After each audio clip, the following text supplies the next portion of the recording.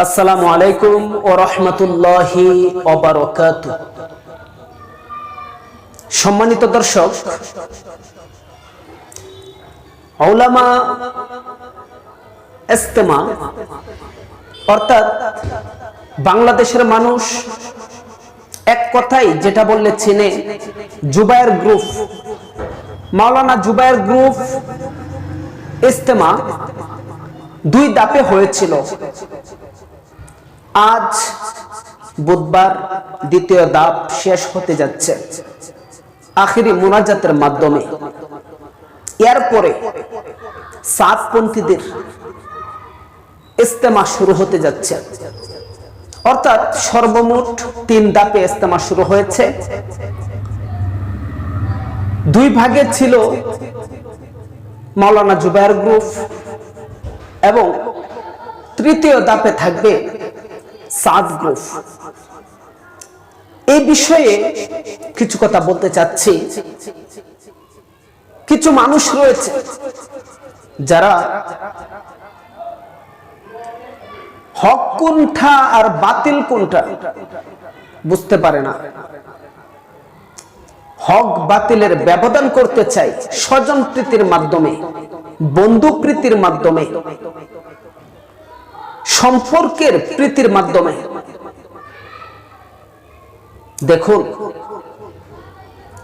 যে হক সে যদি আমার শত্রুও থাকে, এরপরও ইমানের দাবিতে বলা লাগবে যে এই ব্যক্তিটা হকপন্থী আছে। আর যে ব্যক্তি বাতিল রয়েছে, সে যদি আমার আপন ভাইও থাকে, তাহলেও আমাকে আপনাকে বলতে হবে যে লোকটা বাতিল। তাহলেই হবেন আপনি প্রকৃত মুমিন মুসলমান। আর যদি আপনার আত্মীয়র কোনো ব্যক্তি, আপনার নিকটস্থ কোনো ব্যক্তি হক পথে আছে আর আপনি তাকে ব্যক্তিগত রেষারেষির কারণে কিংবা যে কোনো ভাবে আপনি হককে বাতিল প্রমাণিত করার চেষ্টা করেন, তাহলে এটা হবে হুজুকে বাঙালি।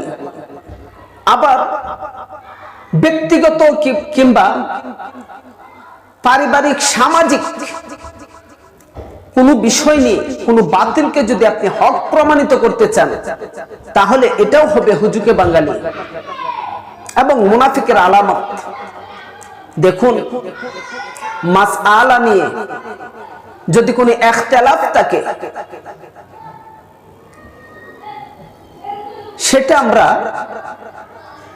নির্দ্বিধায় মেনে থাকি যে ইখতিলাফ থাকতেই পারে।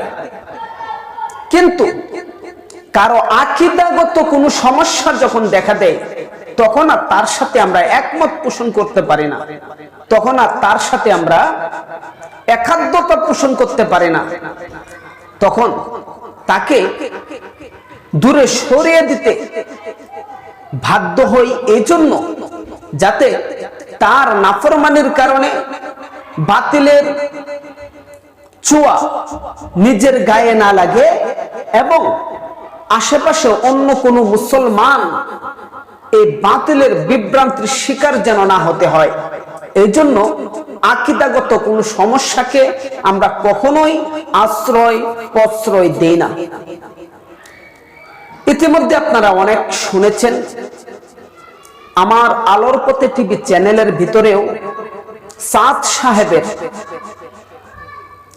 কি কি সমস্যা, তার আকীদাগত সমস্যা কোন কোন বিষয়ে, এবং সে কোরআনের আয়াত বিরোধী এবং রাসূলুল্লাহ সাল্লাল্লাহু আলাইহি ওয়াসাল্লামের হাদিস বিরোধী, এবং কি কোরআন এবং হাদিস সম্পর্কে বানোয়াট কথাবার্তা বলে সে এটাই প্রমাণ করেছে সে এখন বর্তমানে হক রাস্তায় নেই, সে সম্পূর্ণরূপে বাতিল হয়ে গিয়েছে। অর্থাৎ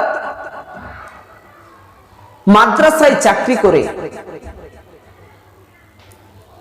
মসজিদে ইমামতি করে, মসজিদে খতিবগিরি করে, মসজিদে মুয়াজ্জিনি করে, মসজিদে খাদেমগিরি করে যারা যে বা যাহারা এর বেতন ভাতা বহন করে ওই সমস্ত মাদ্রাসার শিক্ষক শিক্ষিকা, ওই সমস্ত মসজিদের খতিব ইমাম মুয়াজ্জিন খাদেম বেশ্যানারের আগে জাহান্নামে যাবে। কে বলেছে? সাদ সাহেব বলেছে। অথচ এটা কোনো কোরআনে নেই, এটা কোনো হাদিসেও নেই। যেমন মনে করেন যে কথাটা হাদিসে নেই, কোরআনে পাকে নেই, এই কথাটা কোরআন বলে চালিয়ে দেওয়া, এই কথাটা হাদিস বলে চালিয়ে দেওয়া, এটা একমাত্র মুনাফিক কাফেরের আচরণ হতে পারে, কোন মুমিনের আচরণ এটা কখনোই হতে পারে না। সুতরাং সাত সে নিজে বাতিল ইহুদি খ্রিস্টানদের কাছে বিকৃত হয়েছে। হ্যাঁ, কিছু আলেম আছে সরকারি, আবার কিছু আলেম তাকে দরকারি।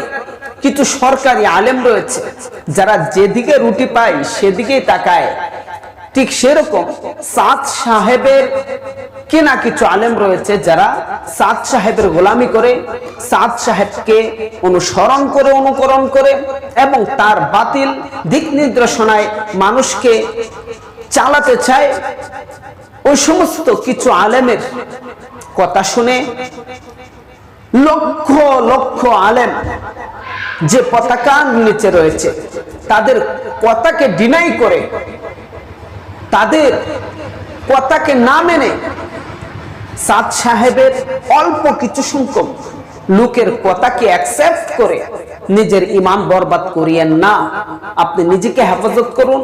এবং আমাদের ইস্তেমা শেষ আজ বুধবার, সামনে যে ইস্তেমা রয়েছে সেটা হলো সাদের ইস্তেমা। এই সাদ সাহেবের ইস্তেমায় আপনারা কেউ অংশগ্রহণ করবেন না এবং তার কথায় মনোনিবেশ হয়ে এবং তার ইস্তেমাকে সাপোর্ট করে আপনারা কেউ নিজেদের ঈমান হারাবেন না, এই আশা ব্যক্ত করে আমি আমার আলোচনা এখানে শেষ করছি। আল্লাহ তাআলা আমাদের প্রত্যেককে হক বাতিল চেনার তৌফিক দান করুন। আমিন। ওয়া আখির দাওয়ানা আলহামদুলিল্লাহি রাব্বিল আলামিন।